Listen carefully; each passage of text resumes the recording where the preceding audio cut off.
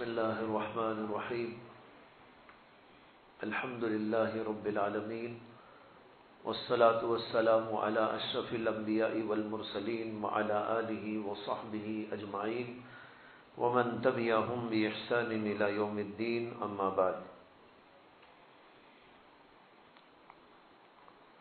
میرے سامنے اس وقت ایک سوال آیا ہے کہ ہر کام میں اخلاص پیدا ہو جائے، اس کے لیے کیا کرنا چاہیے؟ کیونکہ بہت سارے کام بغیر نیت کے عادتاً ہو جاتے ہیں. کبھی کسی عمل پر اخلاص آ جائے تو اخیر تک باقی نہیں رہتا. اس میں سوال یہ ہے کہ اخلاص کیسے پیدا ہو؟ اخلاص کے معنی ہے ہر کام اللہ کی رضا کے لیے کرنا، کوئی دنیاوی مقصد پیش نظر نہ رہنا. یہ بات پیدا ہوتی ہے اس طور پر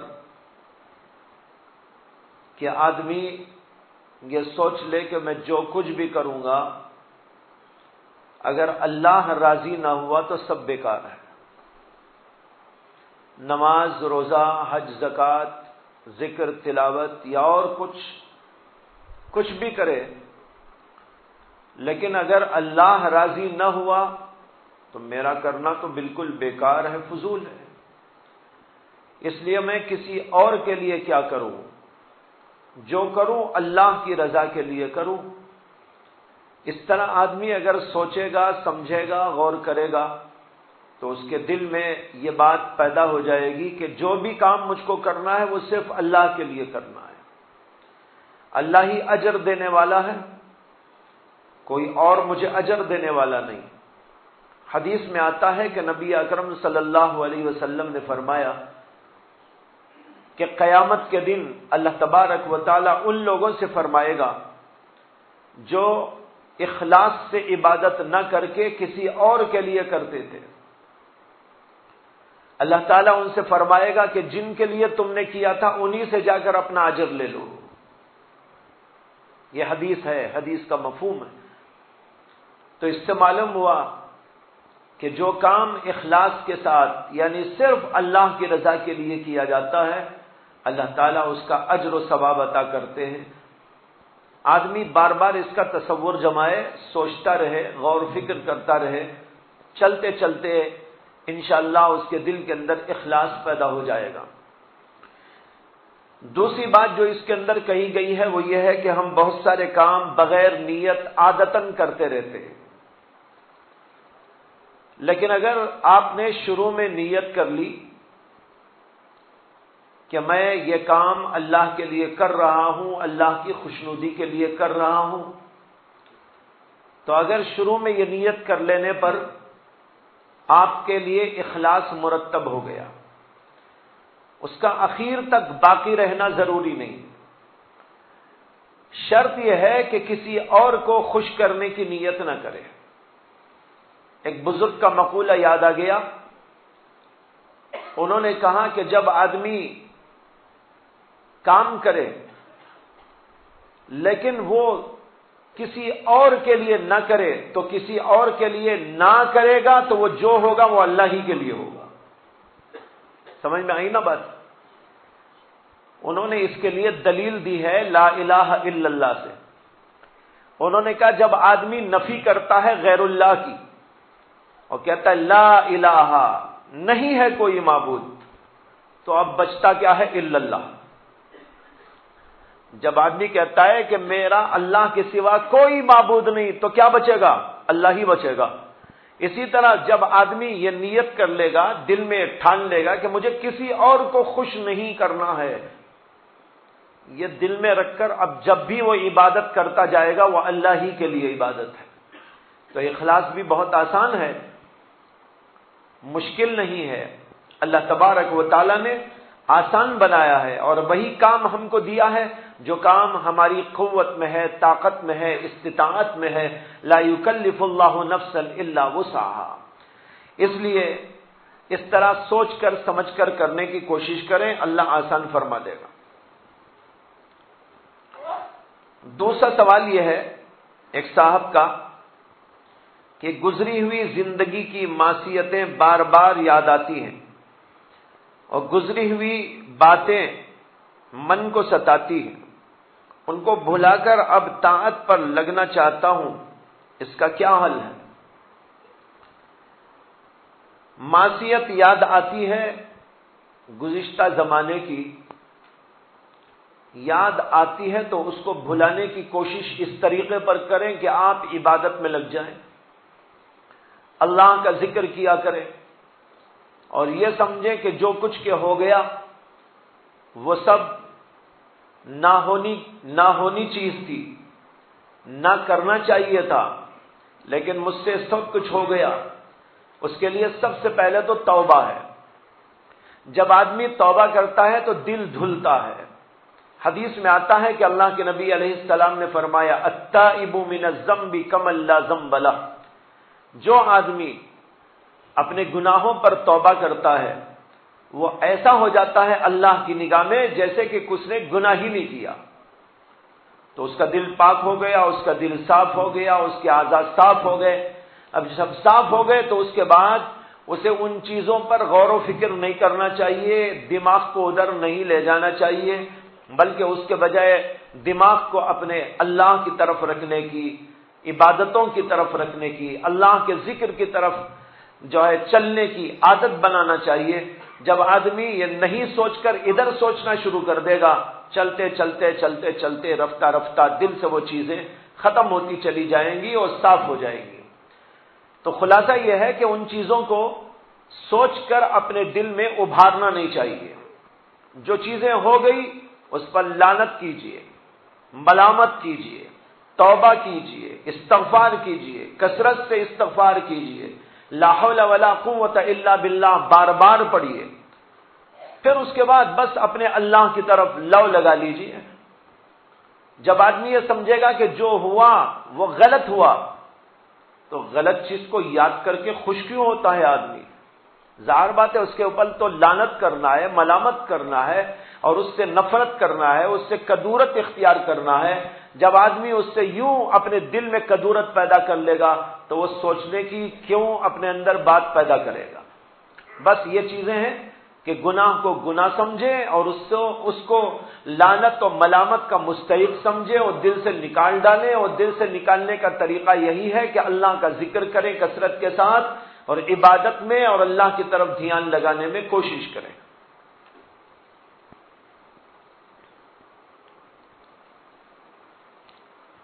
ایک سوال یہ آیا ہے کہ اللہ تعالیٰ بندے سے راضی ہے تو اس کی علامت کیا ہے؟ یہاں پر پہلے تو یہ سمجھنا چاہیے کہ علامت کسے کہتے ہیں۔ ایک ہے دلیل، ایک ہے علامت۔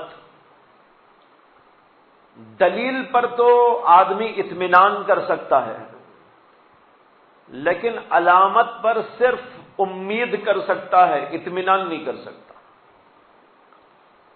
کسی چیز کی دلیل آ جائے تو اس پر اطمینان کر سکتا ہے، ہاں یہ بات ہے، لیکن اگر خالی علامت آ رہی ہے سامنے تو اس پر امید تو لگا سکتا ہے، اطمینان نہیں کر سکتا۔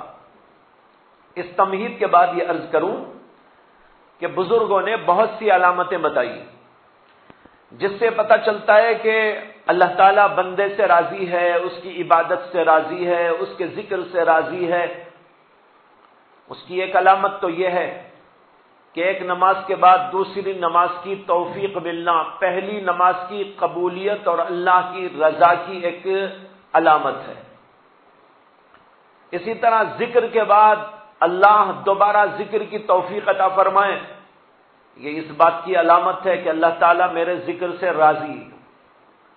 اس طرح جو بھی عبادت کی، عبادت کے بعد دوبارہ اسے توفیق مل رہی ہے، یہ توفیق کا ملنا علامت ہے اس بات کی کہ اللہ میری اس عبادت سے راضی ہو گیا۔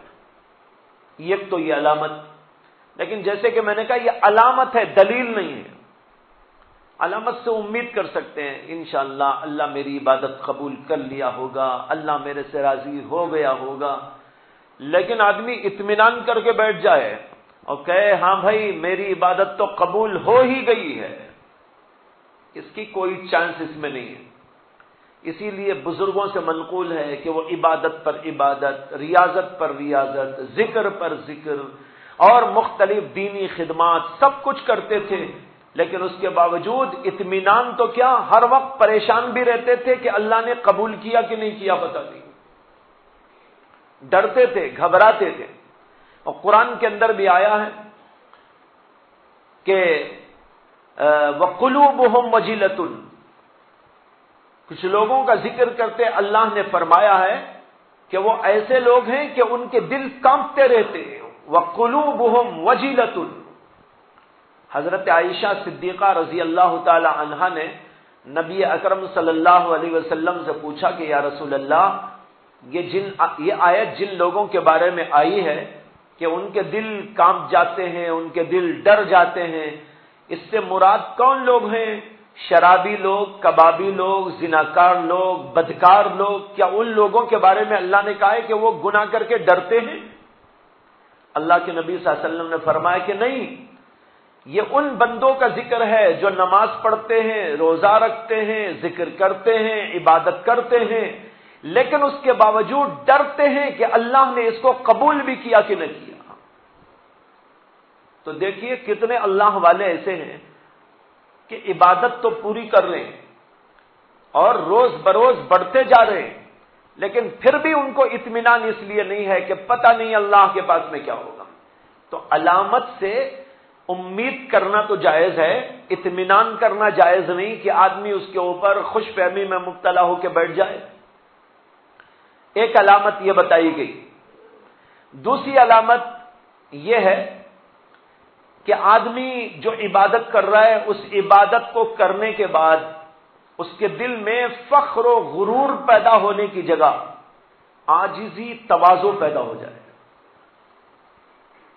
اگر اس میں عاجزی، تواضع آ رہی ہے عبادت کے بعد، ذکر کے بعد، تہجد کے بعد، خدمات کے بعد، یہ ایک علامت ہے کہ اللہ اس سے خوش ہو گیا ہے۔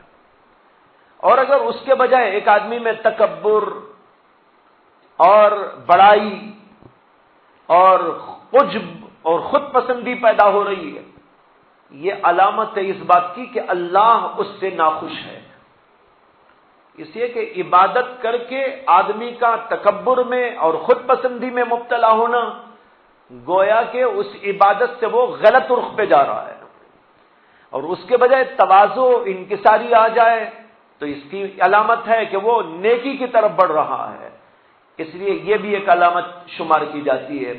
تو اس طریقے پر کچھ علامتیں ہیں، ان سے انسان کچھ امیدیں باندھ سکتا ہے، لیکن جیسے کہ میں نے کہا اطمینان کر کے نہیں بیٹھ سکتا، اور اطمینان کر کے کوئی بیٹھنے کا حق بھی نہیں رکھتا۔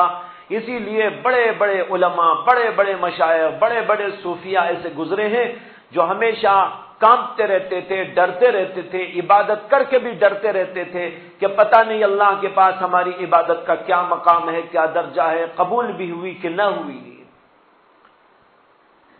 کہتے ہیں کہ حضرت عبداللہ بن مبارک رحمت اللہ علیہ، ان کو دیکھا گیا کہ ایک بار بہت پریشان ہیں۔ ان کے ایک شاگرد ان کی خدمت میں پہنچے، دیکھا تو حضرت کے چہرے کا رنگ اڑا ہوا ہے، پریشان لگتے ہیں۔ پوچھا کہ حضرت آپ کی طبیعت تو ٹھیک ہے؟ انہوں نے کہا الحمدللہ ٹھیک ہے۔ شاگرد نے کہا کہ آپ کا چہرہ تو چغلی کھاتا ہے کہ آپ بہت پریشان ہیں۔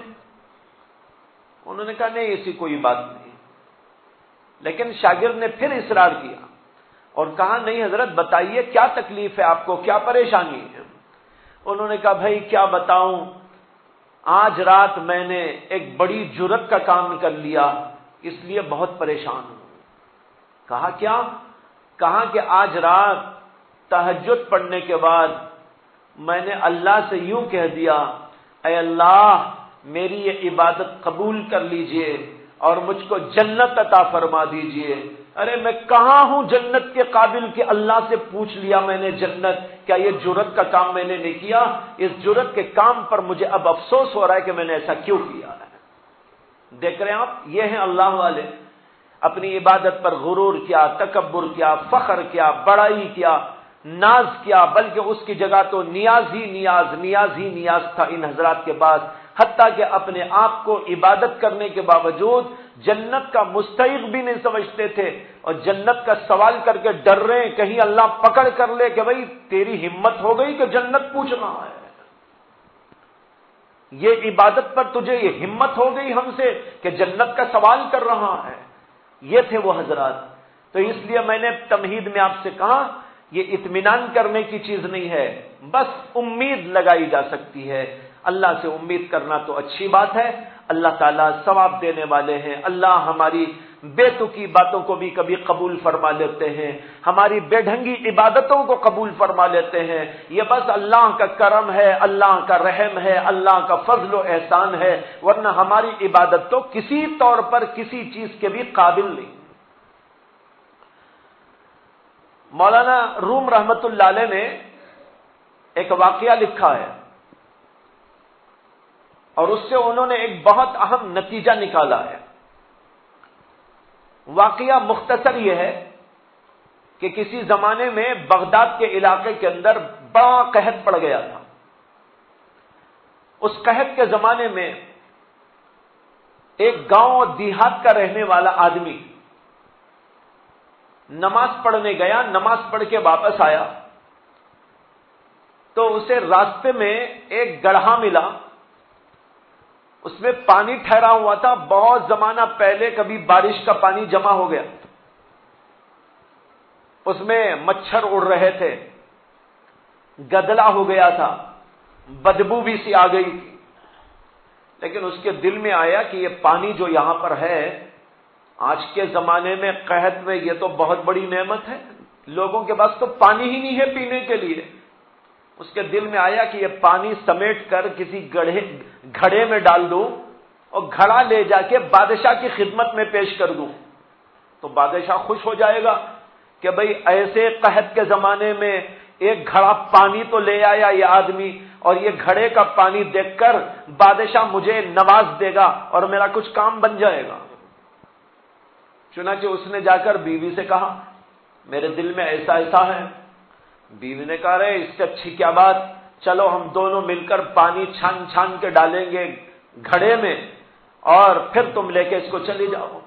چنانچہ دونوں نے مل کر گھڑے میں پانی ڈالا، چھان کر ڈالا، اس کے بعد اس کو پیک کر دیا، اور یہ آدمی گھڑا اٹھا کر چلنا شروع کیا اور بغداد شہر پہنچ گیا، اور وہاں بادشاہ کے محل کے پاس گیا، اور بادشاہ کے محل کے پاس جا کر کہنے لگا میں بادشاہ سے ملنے آیا ہوں۔ لوگوں نے کہا یہ جو ہے یہ منہ مسور کی دال، یہ منہ مسور کی دال، ارے کیا ہے بادشاہ سے ملنے کا چہرہ ہے، یہ جو ہے نا یہ منہ مسور کی دال، یہ اصل میں مسور کی دال نہیں تھا، یہ تھا اصل میں یہ منہ اور منصور کی دار، یہ منہ اور منصور کی دار۔ منصور ایک زمانے میں جنید بغدادی کے زمانے میں ایک بزرگ گزرے ہیں، ان کے اوپر کچھ ایسے احوال ایک بار طاری ہو گئے کہ ان کی زبان سے نکل گیا انا الحق انا الحق انا الحق، میں ہی خدا ہوں میں ہی خدا ہوں۔ تو اس زمانے کی جو اسلامی حکومت تھی تو اسلامی حکومت نے ان کو دار پہ چڑھا دیا تھا، یعنی سولی پہ لٹکا دیا تھا۔ یہاں سے محاورہ بنا یہ منہ اور منصور کی دار، لوگوں نے ایسے بولتے بولتے بگاڑ دیا اور مسور کی دال کر دیا۔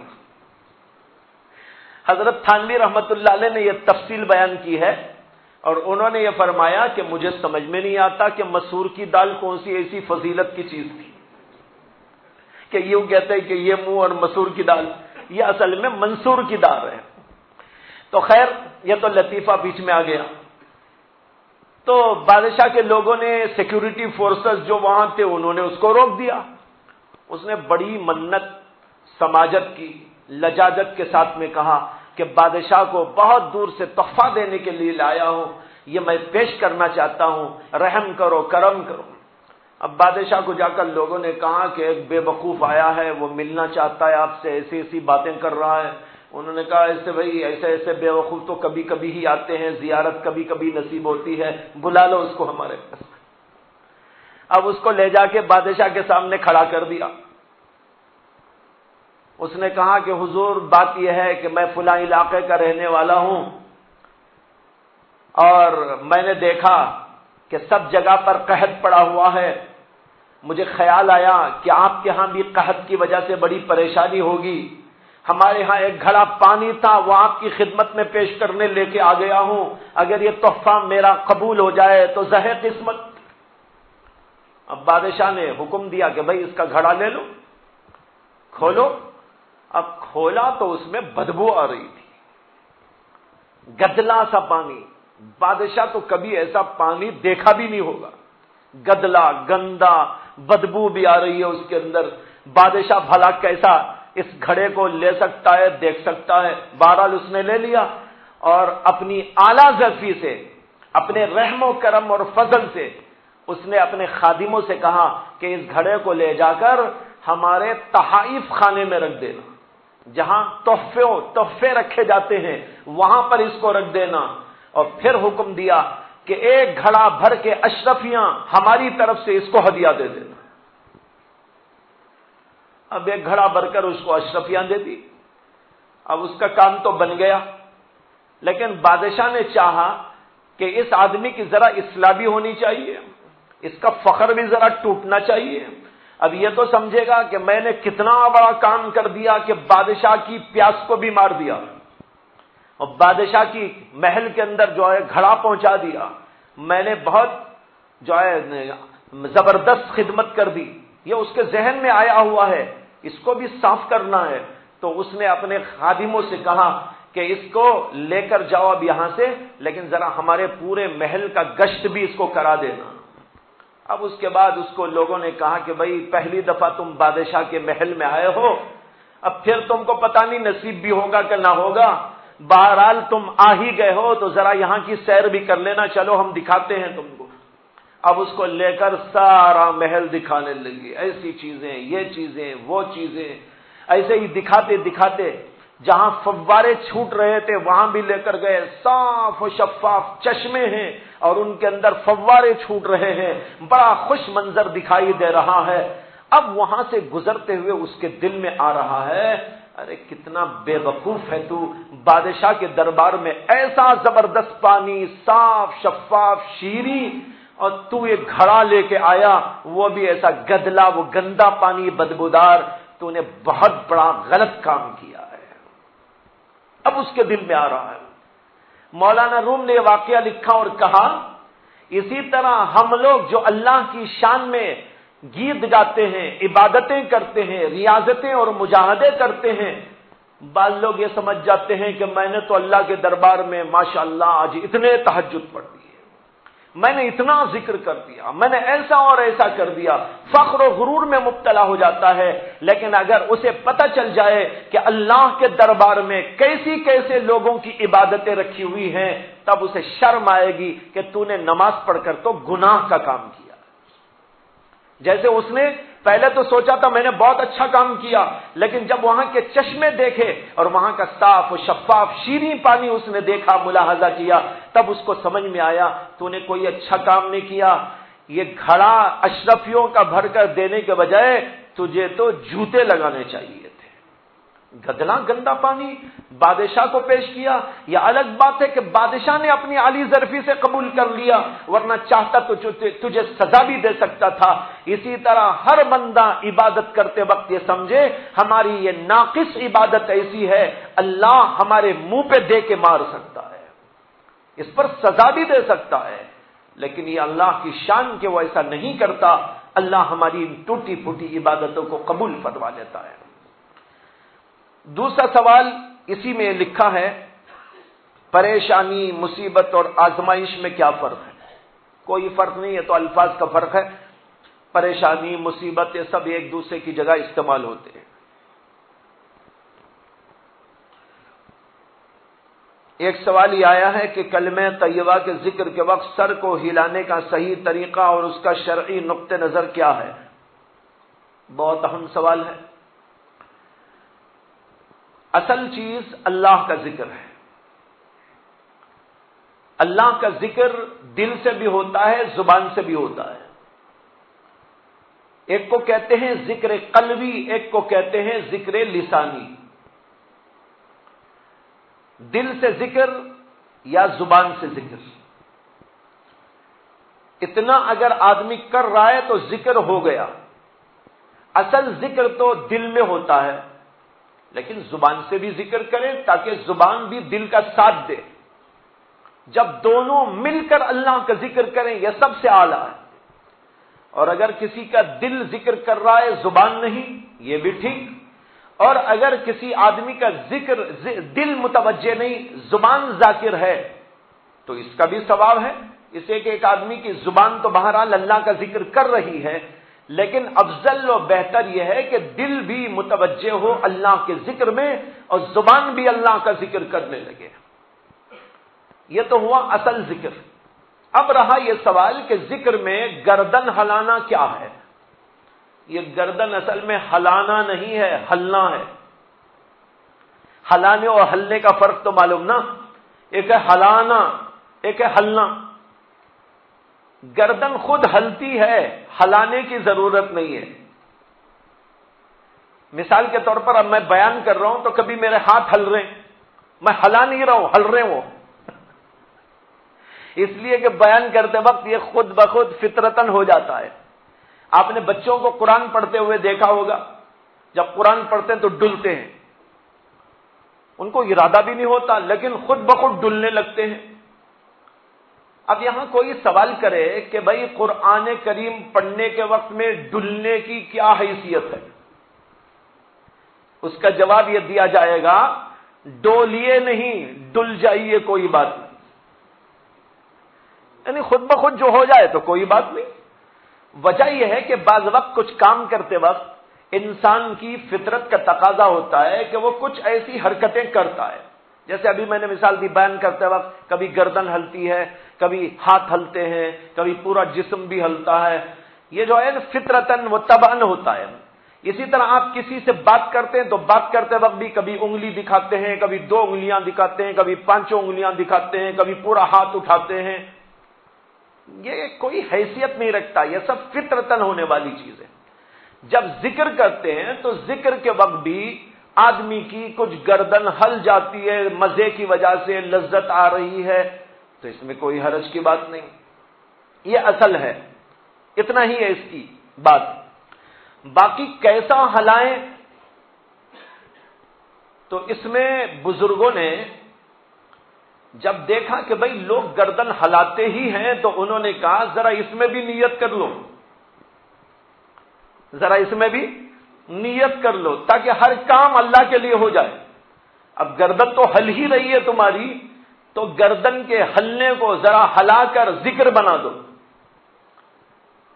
اس کے لیے انہوں نے کہا جب ذکر کریں تو یوں توجہ ڈالیں کہ میرے دل کے اندر سے ساری غلاظتیں، خواہشیں، لذتیں، دنیا کی محبتیں سب نکل کر پیچھے جا رہی ہیں، اور اللہ کا نام اور اللہ کی محبت میرے سینے میں بس رہی ہے۔ تو اس کے لیے انہوں نے یوں کہہ دیا کہ بھئی جب ذکر کریں تو گردن یہاں سے اٹھا کر ایسے کرو، پھر ایسا ایک ضرب دل کے اوپر لگاؤ، اس خیال اور تصور کے ساتھ کہ میں ساری گندگیوں کو، لذتوں کو، دنیا کی محبتوں کو اپنے پشت کے پیچھے ڈال رہا ہوں اور اللہ کی محبت میرے سینے میں اتار رہا ہوں۔ یہ ہے اس کا مطلب۔ باقی اس کی کوئی حیثیت نہیں ہے، یعنی یہ فرض ہے، واجب ہے، سنت ہے، مستحب ہے، مکروہ ہے، کچھ نہیں ہے، بس جائز ہے، جائز کام ہے، ناجائز کام تو نہیں ہے۔ جیسے میں ہاتھ ہلا رہا ہوں، یہ کوئی ناجائز کام نہیں ہے۔ اسی طریقے پر یہ بھی ایک کام ہے، اس کو بزرگوں نے کہا شغل، ذکر کے ساتھ شغل، شغل کے معنی ایک کام خود بخود ہونے لگتا ہے، اس کو آپ ایک ایسا کام بنا دیجئے کہ اس سے بھی فائدہ ہی ہونے لگے۔ اور اس کی اصل بتا دوں کہ کہاں سے ہے۔ ہم جب لوگ نماز پڑھتے ہیں تو نماز میں ہاتھ اٹھاتے ہیں، تکبیر تحریمہ کے وقت ہاتھ اٹھاتے ہیں، اللہ اکبر، ہاتھ ایسا اٹھایا اور ایسا باندھا۔ صاحب ہدایہ نے لکھا ہے کہ یہ ہاتھ اٹھانا باندھنا ایک شغل ہے، اور اس شغل کا مقصد یہ ہے کہ جب یوں کہتا ہے اللہ، تو یہ بتا رہا ہے کہ میں اللہ کی بڑائی میں ساری دنیا کو پیچھے ڈال رہا ہوں۔ اللہ کی بڑائی کے تصور کے ساتھ میں ساری دنیا کو پیچھے ڈال رہا ہوں، اور پھر یوں باندھ لیتا ہے کہ اللہ کی بڑائی کے اقرار سے میں اللہ کے سامنے عاجز بن کے کھڑا ہو گیا ہوں۔ اب یہ جو ڈال رہا ہے ایک اشارہ ہے، یہ اس اشارے کا مقصد دنیا کو پیچھے ڈالنا، دنیا کی محبتوں کو پیچھے ڈالنا، اور باندھنے کا مقصد اللہ کی بڑائی کی عظمت کی وجہ سے اپنے آپ کو عاجز بنا کے کھڑا کر دینا، یہ اس کا مقصد ہے۔ جیسے یہاں شریعت کے اندر ہاتھ اٹھانے وہ باندھنے کی ایک حکمت ہے، اسی طریقے پر یہ گردن کے ہلانے کی یہ حکمت ہے، باقی اس سے زیادہ اس کا کوئی درجہ نہیں۔ اگر کسی آدمی کو گردن ہلانے میں کچھ تکلیف ہوتی ہے تو پھر وہ نہ ہلائے، احتیاط اسی میں ہے، اور اگر ہلا لیتا ہے تو جو ہلاتے ہیں گردن ایک لذت آ جاتی ہے، ان کو ایک جذب کی کیفیت آ جاتی ہے، اس کے اندر کوئی حرج نہیں، لیکن حد اعتدال میں ہونا چاہیے، اور اس گردن کے ہلانے کو ثواب سے کوئی تعلق نہیں، یعنی اس کو یوں نہ سمجھے ہلانے سے ذکر ہوگا، نہیں ہلانے سے ذکر نہیں ہوگا، یا ہلانے سے زیادہ ثواب ملے گا، نہ ہلانے سے کم ثواب ملے گا، اس کا ثواب سے کوئی تعلق نہیں ہے، بس ایک حکمت ہے اس کے پیچھے جو عرض کر دی گئی۔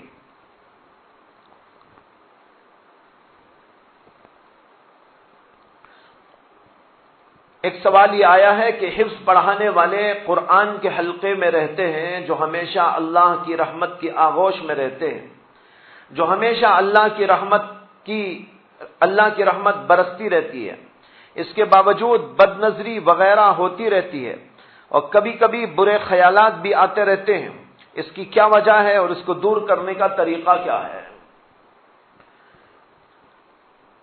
حفظ ہو یا ناظرہ ہو یا اور کوئی دینی کام ہو، یہ سب اللہ کی عبادتیں ہیں، نیکیاں ہیں، اس کے اندر کوئی شک نہیں ہے، لیکن اسی کے ساتھ ساتھ دل کے اندر کچھ جراثیم گناہوں کے رہ جاتے ہیں، ان جراثیم کا اثر یہ دکھائی دیتا ہے کہ کبھی آنکھ غلط کر جاتی ہے، کبھی زبان غلط بول جاتی ہے، کبھی اور کوئی غلطیاں انجام پا جاتی ہے، جیسے کہ مغرب بعد والی مجلس کے اندر یہ بات تفصیل سے آئی ہے۔ اصلاح میں ابھی خامی رہتی ہے، برائیاں ابھی باقی رہتی ہیں، پوری طرح دل برائیوں سے خالی نہیں ہوتا، تو ایسی صورت کے اندر گناہ بھی ہو جاتے ہیں، نیکیاں بھی ہوتی رہتی ہیں، نماز بھی پڑھتا رہتا ہے، کوئی چوری بھی کر لیتا ہے، نماز بھی پڑھتا رہتا ہے، جھوٹ بھی بول لیتا ہے، نماز بھی پڑھتا رہتا ہے، اور الٹی سیدھی کر لیتا ہے۔ یہ کیوں؟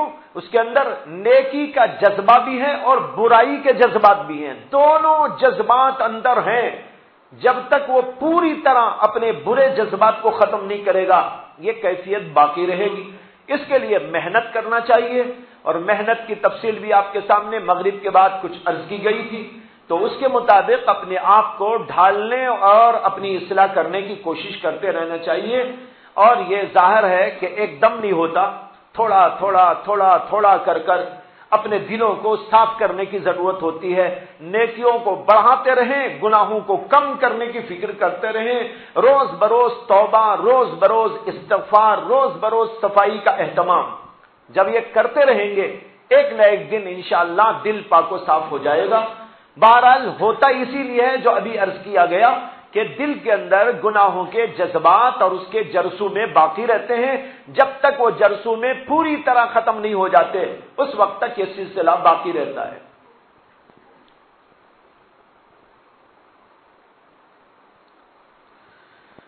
ایک سوال یہ ہے کہ پہلے خانقاہوں میں لوگ بزرگوں کے پاس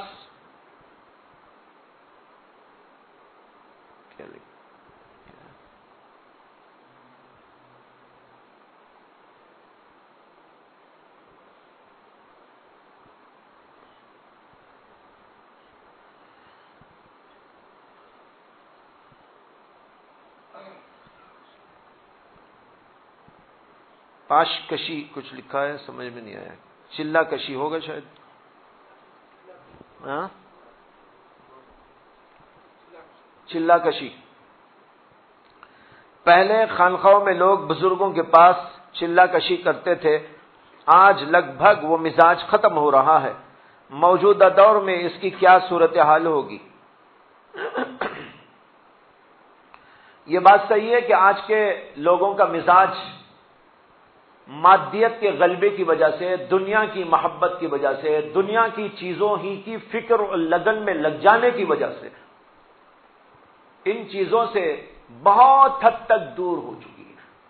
اتنے دور کہ آج یہ طریق بالکل مردہ ہو گیا ہے، جس کو ہم خانقاہی نظام کہتے ہیں، جس کو تصوف کہتے ہیں، سلوک کہتے ہیں، اور یہ دراصل دین کی روح ہے، لیکن آج سب جگہ سے یہ سلسلہ ختم ہو گیا۔ مدارس میں بھی باقی نہیں رہا، اس سے زیادہ آگے کیا کہوں، خانقاہوں میں بھی باقی نہیں رہا، یعنی خود خانقاہوں میں بھی خانقاہی نظام موجود نہیں۔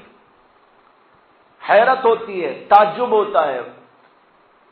وجہ یہی ہے کہ دنیا کا غلبہ ہو گیا، لوگ دنیا داری میں مبتلا ہو گئے، اور ان کے ذہنوں سے آخرت کا تصور اور اپنے آپ کو نیک اور ایک بنانے کا تصور، اس کی ضرورت، اہمیت، یہ سب ختم ہو گئی۔ نتیجہ ہوا کہ بس چند ظاہری عبادتوں پر اکتفا کر لیا گیا اور سمجھ لیا گیا کہ بس جناب یہی کافی ہے ہمارے لیے۔ حالانکہ جیسے کہ میں نے تفصیل کے ساتھ کئی مجلسوں کے اندر اس پر روشنی ڈالی کہ دل کی صفائی بہت اہم ہے، بہت ضروری ہے، اور جس طریقے پر ظاہری عبادتوں کا اللہ نے حکم دیا، باطنی عبادتوں کا حکم بھی دیا ہے۔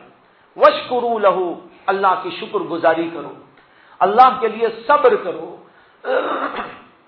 اسی طرح اخلاص پیدا کرو۔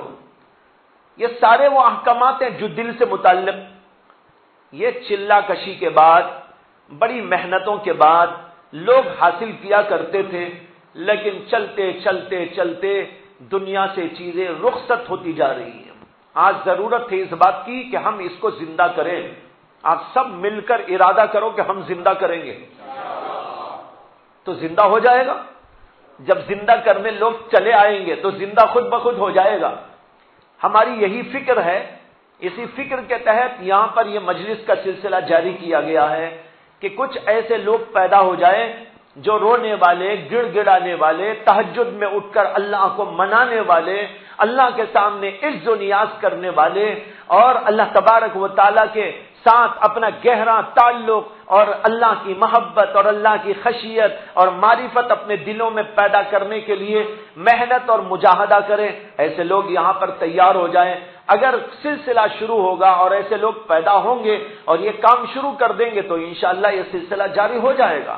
الحمدللہ بعض جگہوں پر سلسلہ ہے، بعض بزرگوں کے پاس، لیکن جیسے کہ لکھنے والوں نے لکھا کہ عمومی طور پر یہ سلسلہ ختم ہوتا جا رہا ہے۔ اس کو زندہ کرنے کی ضرورت ہے، فکر کرنے کی ضرورت ہے، لہذا ہم لوگ اس سلسلے میں توجہ کریں، کوششیں کریں، چلا کشی ہو یا بغیر چلے کے ہو، کچھ دن ہی صحیح آ کر رہنے کی کوشش اور اس میں رہ کر اللہ کو منانے کی کوشش۔ کئی بزرگ ایسے گزرے کہ ان کی ان کے کمرے ہیں، ہم نے دیکھے، اب بھی موجود ہیں، دیکھنے کے لیے لوگ جاتے ہیں۔ کمرے ہیں لیکن کمروں میں کمرے والے نہیں ہیں، اب خانقاہیں ہیں لیکن خانقاہوں میں خانقاہ والے نہیں ہیں۔ اب حضرت مولانا اشرف علی تھانوی رحمت اللہ علیہ کی بستی جس کا نام تھانہ بھون ہے، وہاں خانقاہ ہے جس کا نام ہے خانقاہ امدادیہ۔ وہ حضرت حاجی امداد اللہ مہاجر مکی رحمت اللہ علیہ کی خانقاہ، وہاں ان کے دور کے اندر 3 بزرگ رہا کرتے تھے۔ ایک تو حضرت حاجی صاحب تھے اور دوسرے حضرت حافظ ضامن شہید۔ ان دونوں کے کمرے اب تک وہاں موجود ہیں، چھوٹے چھوٹے کمرے جن میں بیٹھ کر وہ اللہ کی عبادت کرتے تھے۔ اسی طرح حضرت تھانوی رحمت اللہ علیہ کا ایک چھوٹا سا کمرہ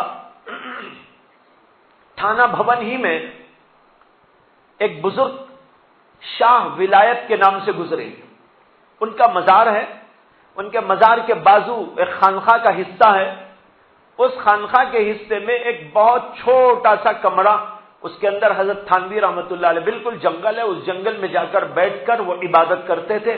آج بھی وہاں ان کا نام لکھا ہوا ہے کہ خلوت گاہ حضرت حکیم الامت تھانوی، میں اس کو دیکھ آیا ہوں۔ اور مظاہر العلوم سہارنپور میں، مظاہر العلوم سہارنپور کا جو مدرسہ ہے، جہاں جو ہے بڑے بڑے اکابرین گزرے، حضرت مولانا شاہ محمد الیاس صاحب کانلوی رحمۃ اللہ علیہ، جو تبلیغی جماعت کے بانی، وہاں کی ایک مسجد میں جو دفتر کی مسجد کہلاتی ہے، اس مسجد میں ایک کمرہ ہے، اس کمرے کو آپ دیکھیں گے تو حیران رہ جائیں گے، قبر کے برابر ہے، اس پر آج بھی حضرت کا نام لکھا ہوا ہے کہ قیام گاہ حضرت مولانا شاہ محمد الیاس صاحب کانلوی رحمۃ اللہ علیہ، آج بھی لکھا ہوا ہے۔ مسجد ادھر، ان کا کمرہ ادھر ہے، بالکل میں اندر کمرے میں اجازت لے کر گیا تھا، میں نے دیکھا وہ کمرہ بالکل اتنا ہے کہ ایک آدمی سو سکتا ہے بس، اور کچھ نہیں ہے اس کے اندر، وہاں بیٹھ کر وہ عبادتیں کرتے تھے۔ تو یہ سلسلہ تھا، اور جہاں لوگ اب چاہتے ہیں تو وہ کرتے ہیں، لیکن عمومی طور پر یہ بات نہ ہونے کی وجہ سے آج ہم لوگوں کے اندر بڑی برائیاں، بڑے قبائح، بڑے رذائل پیدا ہو گئے۔ اس لیے کوششیں کرنی چاہیے کہ ہم لوگ بھی اللہ کی عبادت کے لیے وقت نکالیں، اپنے دلوں کی صفائی کے لیے وقت نکالیں، اور اس کے لیے چلہ کشی کریں، یا کچھ روز کے لیے آ کر جو ہے عبادت کے اندر اپنے آپ کو لگائیں۔ یہ سلسلہ اگر جاری ہوگا تو امید ہے کہ اللہ تبارک و تعالی اس صورتحال کو بدل دے گے۔ ایک سوال یہ آیا ہے، یہ سوال میں سمجھتا ہوں کہ اس مجلس کے لیے نہیں ہے، لیکن انہوں نے لکھ دیا ہے۔ سوال یہ ہے کہ ہم دعوت کا کام کس سے جڑ کر کریں؟ عالمی مرکز حضرت نظام الدین سے جڑ کر یا مشورے کے کام سے؟ میں سمجھتا ہوں کہ یہ تو اس مجلس کا سوال ہے ہی نہیں۔ باقی مختصر میں یہ عرض کر دوں، چونکہ اس طرح کے سوالات آج بہت کیے جا رہے ہیں، اس لیے کہ تبلیغی جماعت میں دو ڈھانچے ہو گئے،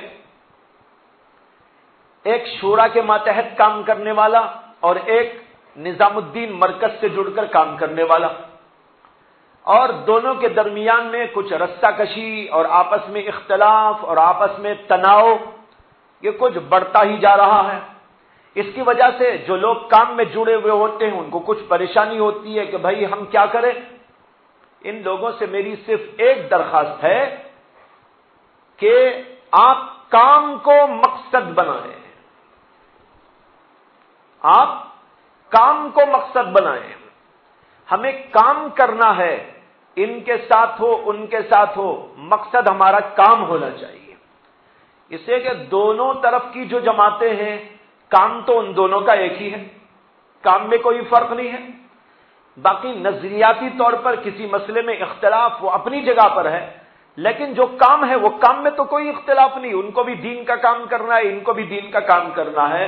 اگر آپ کسی بھی جماعت سے جڑ کر مقصد کو پیش نظر رکھتے ہوئے کام میں لگے رہیں، نہ کسی کو گالی دیں، نہ کسی کے خلاف کچھ بولیں، نہ غیبتیں کریں، نہ چغلیاں کھائیں، نہ ان کے خلاف کارروائیاں کریں، نہ مار پیٹ کریں، جیسے کہ آج کل واقعات پیش آ رہے ہیں، انہوں نے ان کو مار دیا، انہوں نے ان کو مار دیا، وہاں کچھ ہو گیا۔ ابھی جو ہے آتے ہوئے ہم کو بتایا جا رہا تھا کہ جو ہے بنگلہ دیش کے اندر بڑا ظلم و فساد ہوتا جا رہا ہے، مارا ماری اور کچھ ہو رہا ہے، ابھی چل رہا ہے، واللہ عالم۔ ابھی آتے ہوئے یہ صورت میں ہم کو مبتلا نہیں ہونا ہے، ہم اللہ کو راضی کرنے کے لیے کام کریں، جو کام بھی کریں۔ میں آپ سے پوچھتا ہوں کہ اس جماعت یا اس جماعت، دونوں میں سے کسی بھی طرف کا آدمی دوسرے کو مارتا ہے، اس بنیاد پر کہ وہ ان کے ساتھ ہے، اس بنیاد پر کہ وہ ان کے ساتھ میں ہے، تو یہ دین ہے یا بے دینی ہے؟ سمجھو، سمجھ کے بولو، یہ بے دینی کی بات ہے نا، اسے کہ ایک مسلمان کو بلا وجہ تو مار نہیں سکتے، صرف اس بنیاد پر کہ وہ ان کے ساتھ میں ہے، یا اس بنیاد پر کہ یہ ان کے ساتھ میں ہے، اس بنیاد پر ان کو مارنا، وہ ان کو مارنا، یہ تو انتہائی بے دینی کی بات ہے، اس کی بے دینی ہونے میں کوئی شبہ نہیں ہے۔ تو ہمیں اس میں نہیں مبتلا ہونا ہے، گالم گلوچ میں مبتلا نہیں ہونا ہے، بدزنی میں مبتلا نہیں ہونا ہے، بدزن کرنے میں مبتلا نہیں ہونا ہے، چغلیاں کھانے میں، غیبتیں کرنے میں مبتلا نہیں ہونا ہے۔ یہ سب باتیں بے دینی کی باتیں ہیں، ان سب کو اٹھا کے لپیٹ کے رکھ دو، کام کو مقصد بناؤ، اور کام آپ کا کیا ہے؟ اللہ کے دین کی بات دوسروں کو بتانا، اپنی اصلاح کرنا، دوسروں کی اصلاح کی فکر کرنا، دین کی بات جہاں تک ممکن ہے پہنچانے کی کوششیں کرتے رہنا، کسی کو نماز کے لیے بلا دینا، کسی کو اور کوئی دینی خدمت کے لیے ساتھ میں لے لینا اور دین کا کام کرتے چلے جانا، یہ ہمارا مقصد وحید ہے۔ اس مقصد کو پیش نظر رکھتے ہوئے اگر آپ کام کرنا چاہیں، ان کے ساتھ کرو یا ان کے ساتھ کرو یا کسی کے بھی ساتھ نہ کر کے خود ہی کرتے چلے جاؤ، اللہ راضی ہونا مقصد ہے، کوئی جماعت راضی ہونا مقصد نہیں ہے۔ یہ بات اچھی طرح سمجھ لیجئے، کوئی جماعت راضی ہو یہ مقصد نہیں ہے، اللہ کا راضی ہونا مقصد ہے۔ ہم اگر کام کریں اللہ کی رضا کے لیے بس کافی ہے۔ اب وہ ہم کو گالیاں دے، وہ ہم کو گالیاں دے، اس سے ہم کو کچھ فرق میں نہیں آنا چاہیے۔ ہم کو دیکھنا ہے کہ بھائی حضرت مولانا شاہ الیاس صاحب رحمت اللہ علیہ نے ہمیں ایک داغ بیل ڈال کر دین کی خدمت کا ایک طریقہ بتایا ہے، بس اس طریقے پر آپ چلتے چلے جائیے، لوگوں کو دین کی بات بتاتے چلے جائیے، اللہ آپ سے راضی ہو گیا۔ اللہ آپ سے راضی ہے تو کسی کے راضی ہونے نہ راضی ہونے کا ہم کو کیا مسئلہ پریشانی کا ہے۔ بس یہ گزارش آپ کی خدمت میں پیش کرتا ہوں جنہوں نے بھی سوال کیا ہے۔ ایک سوال انہوں نے یہ بھی کیا ہے کہ موبائل میں قرآن شریف پڑھنا کیسا ہے؟ موبائل اگر جو ہے کچھ بری چیزوں سے خالی ہو، جیسے بہت سارے لوگ اس میں بری چیزیں بھی رکھتے ہیں، فلمیں رکھ لیتے ہیں، کچھ غلط چیزیں رکھ لیتے ہیں، تصویریں رکھ لیتے ہیں، اگر ایسی صورتحال ہے تو ایسے موبائل فون میں قرآن کو داخل کرنا جائز نہیں ہے، اس لیے کہ اس میں قرآن آپ داخل کریں گے تو گویا کہ نعوذ باللہ ایک غلط چیز کے اندر اچھی چیز ڈالنے کے برابر ہو۔ جب اس میں گانے ہیں، اس میں بجانے ہیں، اس کے اندر فلمیں ہیں، اس کے اندر تصویریں ہیں اور مختلف گناہ کی چیزیں ہیں، اس کے اندر قرآن کو ڈالنے یہ قرآن کی بے ادبی و گستاخی ہے۔ اس لیے ایسے لوگ جو قرآن پڑھنا چاہتے ہیں سب سے پہلے اپنے اس موبائل کو گندی چیزوں سے پاک کر لیں۔ جب وہ گندی چیزوں سے پاک ہو جائے تو اس کے بعد آپ اس میں قرآن رکھ سکتے ہیں، اس میں قرآن پڑھ سکتے ہیں۔ تمام دنیا کے علماء کا یہی فتویٰ ہے۔ میں بھی اس میں اپنے قرآن رکھتا ہوں، سفروں میں جاتے آتے ہوئے یا کبھی ضرورت پڑتی ہے تو اس میں اٹھا کے دیکھنے کا معمول ہے۔ اسی طرح دنیا بھر کے علماء یہی فتویٰ دیتے ہیں کہ بھائی موبائل کو پاک و صاف رکھو اور اس کے اندر قرآن رکھو۔ یہ تو اچھی بات ہے کہ قرآن اس میں آپ رکھ لیں اور ضرورت کے مطابق پڑھتے چلے جائیں، کبھی سفر میں نوبت آ جائے، کہیں اور آ جائے، قرآن سامنے موجود نہیں ہے تو اس کے ذریعے آپ استفادہ کر سکتے ہیں۔ اللہ نے دنیا میں جتنی چیزیں نئی نئی ایجاد کروا کر دنیا والوں کو عطا کی ہیں اس کو اچھے کاموں میں صرف کرنے اور استعمال کرنے کی عادت ڈال دیجئے۔ آج دنیا والے تو یہ چاہ رہے ہیں کہ اس کو گندے کاموں میں استعمال میں لگا کر ساری دنیا کو برباد کر دیں اور ہم انہی کی چیزوں کو لے کر ان کو مسلمان بنا دیں۔ ٹی وی کو مسلمان بناؤ، انٹرنیٹ کو مسلمان بناؤ، آپ کے موبائل فون کو مسلمان بناؤ، سب کو مسلمان بناؤ۔ جب آپ سب کو مسلمان بنا دیں گے نا یہ سارے لوگ ڈر کے مارے بھاگ جائیں گے۔ یہ یہودی بھی نصرانی وہ سوچیں گے ارے ہم نے تو یہ موبائل بھی، یہ انٹرنیٹ بھی اور یہ بھی اور وہ بھی ساری دنیا کو گمراہ کرنے کے لیے ڈالا تھا، ایجاد کیا تھا، اس سے تو مسلمانوں نے اپنے دین کا کام شروع کر ڈالا۔ وہ خود پریشان ہو کے بھاگ جائیں گے۔ اب ہمارے اوپر ہے کہ ہم اس کو غلط میں استعمال کرتے ہیں یا اچھائی میں استعمال کرتے ہیں۔ اس کی مثال ایسی سمجھو جیسے کہ چھری، اس کو اچھا بھی استعمال کر سکتے، برا بھی استعمال کر سکتے ہیں۔ اگر برائی میں استعمال کریں گے آپ ذمہ دار، اچھائی میں استعمال کریں گے آپ کو اچھائی۔ اسی طرح موبائل کو اگر قرآن کے لیے، دین کی خدمت کے لیے، دینی کاموں کے لیے، بہترین باتوں کے لیے استعمال کریں، ماشاءاللہ بہت اچھا کام ہے، بہت اچھی اس سے ایک میسج دنیا والوں کو ملے گا۔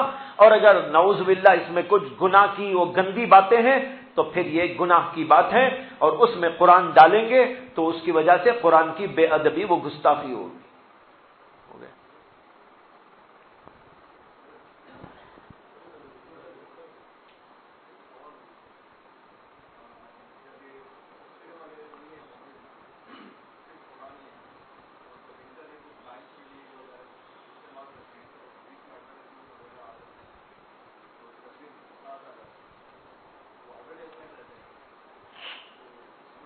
تو ایسی صورت میں اسے ڈاؤن لوڈ نہ کیا جائے۔ وہی آ گیا، آپ اس کو آگے بڑھ جائیں گے تو ٹھیک ہے، لیکن ڈاؤن لوڈ کریں گے تو اس میں آئے گا، تب اختلاط ہوگا اس کا، وہ جائز نہیں ہے۔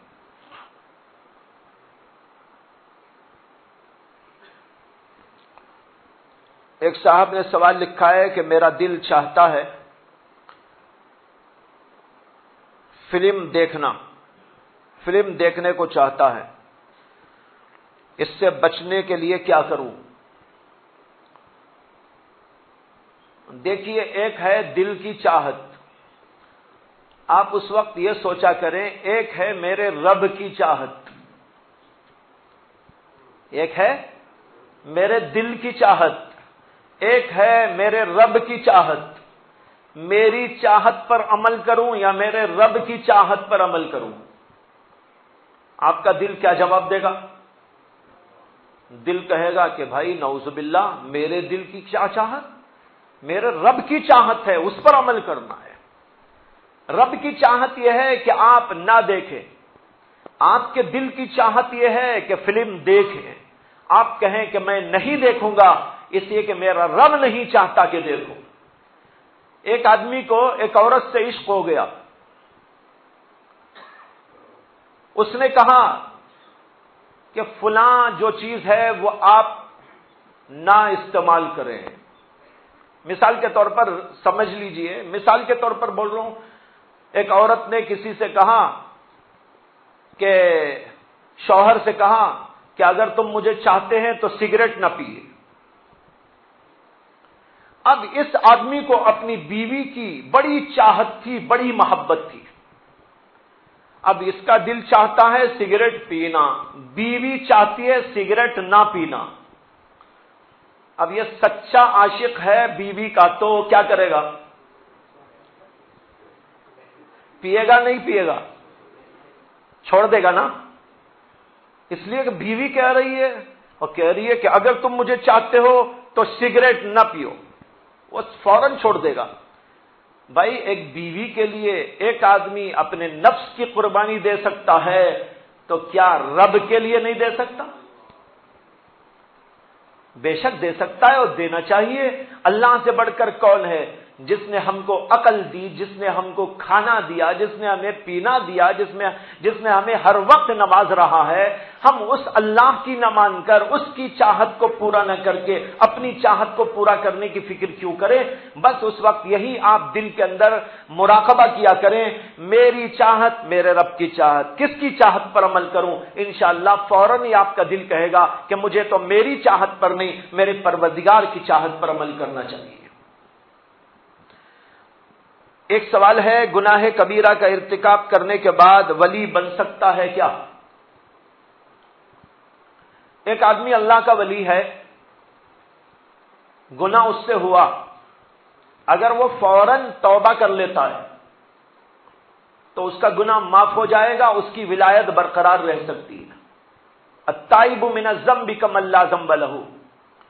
حضرات صحابہ میں سے بعض صحابہ کرام، ان سے بھی کچھ گناہ ہو گئے، شراب پینے کی بھی کسی کے بارے میں روایت ہے، زنا کر لینے کی بھی کسی کے بارے میں روایت موجود ہے، حضرت ماعز کا قصہ حدیث میں آتا ہے۔